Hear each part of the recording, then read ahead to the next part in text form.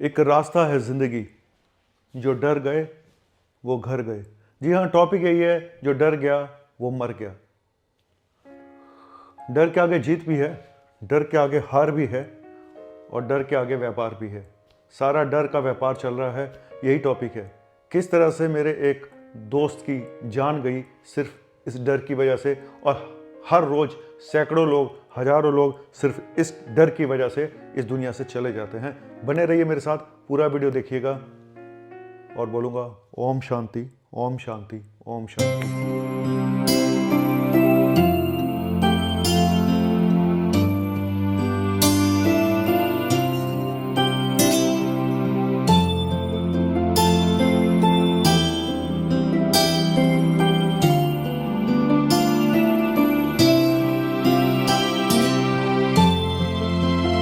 हाय दोस्तों, good morning, सत श्री अकाल, आदाब, नमस्कार, वनकम। और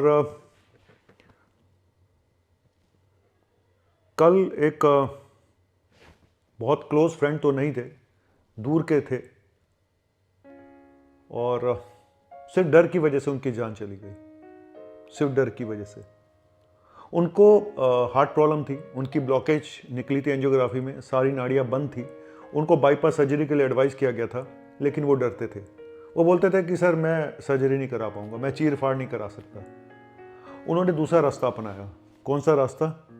ये वाला देखिए, ये फोटो देख रहे हैं आप, जहाँ पे बताया जाता है जी। और इस तरह के बहुत सारे एडवर्टीजमेंट मैं व्हाट्सएप पे देखता हूँ। ये देखिए, प्रधानमंत्री को, पीएमओ को टैग करिए, फलाना करिए, ये इलाज आ गया।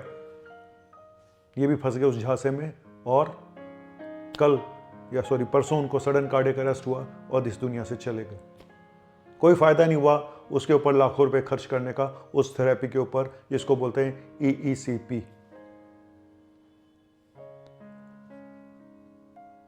जिसमें कि एक आपकी थाइस के ऊपर कफ लगा दिए जाते हैं, जैसे बीपी के कफ होते हैं, वो बांध दिए जाते हैं, ब्लड सर्कुलेशन को बढ़ाया जाता है। लेकिन एक्चुअली जिस ट्रीटमेंट की उनको जरूरत थी वो थी बाईपास सर्जरी।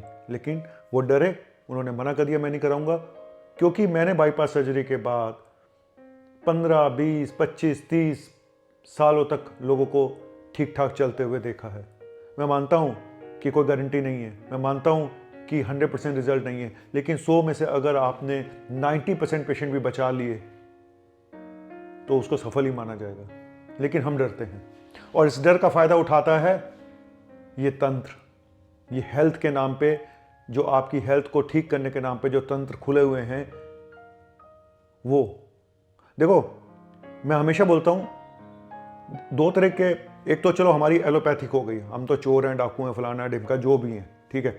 लेकिन डेफिनेट ट्रीटमेंट अगर कोई है तो उसको अपनाना चाहिए, ना कि डर के पीछे भाग जाना चाहिए। पहले मैं बात करूंगा एंजियोप्लास्टी की, जिसमें स्टेंट डाल दिए जाते हैं। लोग कहते हैं कि गारंटी क्या है? बिल्कुल माना, गारंटी नहीं है, लेकिन 90 to 95% पेशेंट्स में सफल इलाज है। काफ़ी आपके 10, 15, 20 साल निकल जाते हैं 90 to 95% में। ऐसे ही बाईपास सर्जरी में 90 to 95% पेशेंट आराम से 15, 20, 25, 30 साल निकाल जाते हैं, अगर वो अपने लाइफस्टाइल को ठीक रखें तो। ये जो EECP ट्रीटमेंट है, जिसमें बताया जाता है जी हम इसको खोल देंगे, आपकी ब्लॉकेज को खोल देंगे, ये सर इसके अभी तक कोई इसके वैलिडिटी नहीं है बहुत ज़्यादा। इसका हम ये बोलते हैं कि जब आप की बाईपास सर्जरी भी हो चुकी हो, एंजियोप्लास्टी भी हो चुकी हो, डॉक्टरों ने हाथ खड़े कर दिए हो, तब जाके टकरे मार लो इनके पास। अपना पैसा फूकना है फूक लो, ठीक है। 2-4 महीने आपको एक प्लेसेबो इफेक्ट आएगा, आपको लगेगा हाँ मेरा सब कुछ अच्छा हो गया है, बस इतना ही है। नहीं तो ज़्यादातर पेशेंट जो यहाँ पे जाते हैं वो हमेशा रो के ही वापस आते हैं, चंद लोगों को छोड़ के। और वो चंद लोग ऐसे हैं, अगर वो किस्मत के सहारे भी चलें तो शायद निकल जाए। मैंने बोला ना कि 4 से 5% पेशेंट ऐसे भी होते हैं जो सर्जरी भी नहीं कराते, एंजियोप्लास्टी भी नहीं करते, अपने लाइफस्टाइल को ठीक करते हैं, उनके भी काफ़ी साल निकल जाते हैं। लेकिन वो कम पेशेंट हैं, 4-5% हैं जो किस्मत के सहारे निकल जाते हैं सालों तक। ऐसे भी हैं। लोग उनका अनुसरण करते हैं कि देखो जी वो ठीक हो गया, वो फलाना हो गया, उनके कोलेटरल्स बन गए। उन्होंने अपने लाइफस्टाइल को चेंज किया, अपना खाना पीना चेंज किया, अपनी लाइफ एक्सरसाइज करी, सब कुछ किया, उनके कोलेटरल्स बन गए, लेकिन इस बात की कोई गारंटी नहीं है कि जो उसके साथ हुआ वो तेरे साथ भी होगा, वो आपके साथ भी होगा। इस बात की कोई गारंटी नहीं है। मतलब आप सिर्फ भगवान भरोसे हो। मैं किसी पे प्रेशर नहीं डालता हूँ कि हाँ, एडवाइस जरूर देता हूँ कि भाई ये ठीक ट्रीटमेंट है, ये डेफिनेट ट्रीटमेंट है, तुझे इसके लिए जाना चाहिए, डर मत। लेकिन लोग इस डर के चक्कर में, अच्छा, इस डर के चक्कर में आपको लुभाने वाले बहुत सारी पैथीज में आपको खींचने वाले मिल जाएंगे। कैंसर फैल चुका है, लेकिन लोग बोलेंगे हम आपको ठीक कर देंगे, आप ऑपरेशन मत कराइए। आप चले जाते हो, मजबूरी है आपकी, डर है, क्योंकि आप ऑपरेशन कराना नहीं चाहते। इनिशियल स्टेज में अगर जैसे रीनल सेल कार्सिनोमा कैंसर है, कैंसर किडनी का, अगर इनिशियल स्टेज में उसको ऑपरेट कर दिया जाए, पेशेंट बिल्कुल ठीक हो जाते हैं। यही हाल प्रोस्टेट कैंसर का, यही हाल ब्रेस्ट कैंसर का। अर्ली स्टेज में अगर आप ऑपरेट करा लें तो काफ़ी साल क्या, काफ़ी ज़िंदगी क्योर हो जाती है, लेकिन लोग डरते हैं। एक तो लेट डायग्नोस करना, ऊपर से डरना। इस डर की वजह से ये धंधे बहुत सारे शुरू हो चुके हैं, जहाँ पे डायलिसिस के नाम पे डराया जा रहा है कि डायलिसिस कराओगे तो ये हो जाएगा, वो हो जाएगा, तो आप हमारे पास आइए। जैसे ये ग्रेड नाम से डायलिसिस, गर्म पानी के टब में बिठा दिया जाता है। इस तरह की जो फेक ट्रीटमेंट शुरू हो चुके हैं, इस डर का जो फायदा लोग उठा रहे हैं। देखो, डर के आगे, मैंने बोला ना, डर के आगे जीत भी है। अगर ये पेशेंट बाईपास सर्जरी करा लिया होता तो शायद ये ठीक हो गए होते। और डर के आगे हार भी है, क्योंकि ये हार गए, चले गए दुनिया से। और डर के आगे व्यापार भी है।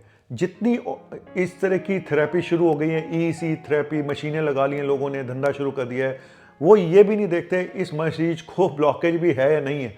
आप अपनी नॉर्मल एंजियोग्राफी रिपोर्ट भी लेके जाओगे ना, कुछ लोग आपको वहां पे बैठे हुए ये बोल देंगे हाँ जी ब्लॉकेज है, हम ठीक कर देंगे। अबे उसको है ही नहीं, तो ठीक क्या करेगा। नॉन क्रिटिकल सीएडी है, किसी को 10, 15, 20%, 25% ब्लॉकेज है, उसको भी बोल देंगे कि आ जाओ हम ठीक कर देंगे। उसको है ही कुछ नहीं।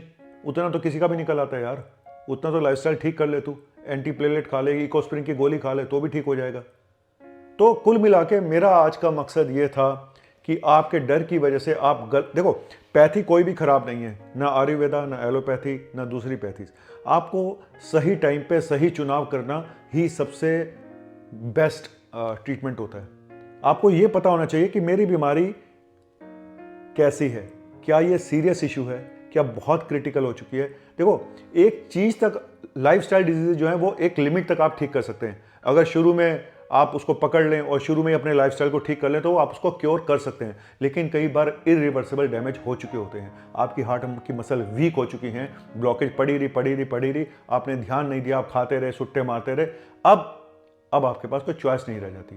तो लाइफस्टाइल, आयुर्वेदा ये फायदा करती हैं, लेकिन हर पैथी की एक लिमिटेशंस है, और लिमिटेशंस डिपेंड करती हैं आपकी बीमारी की सीवियरिटी के ऊपर। आप कितने सीरियस हो, आप क्या रिवर्सिबल डैमेज है या इरिवर्सिबल डैमेज है, क्या उसको वापस किया जा सकता है या वापस नहीं किया जा सकता।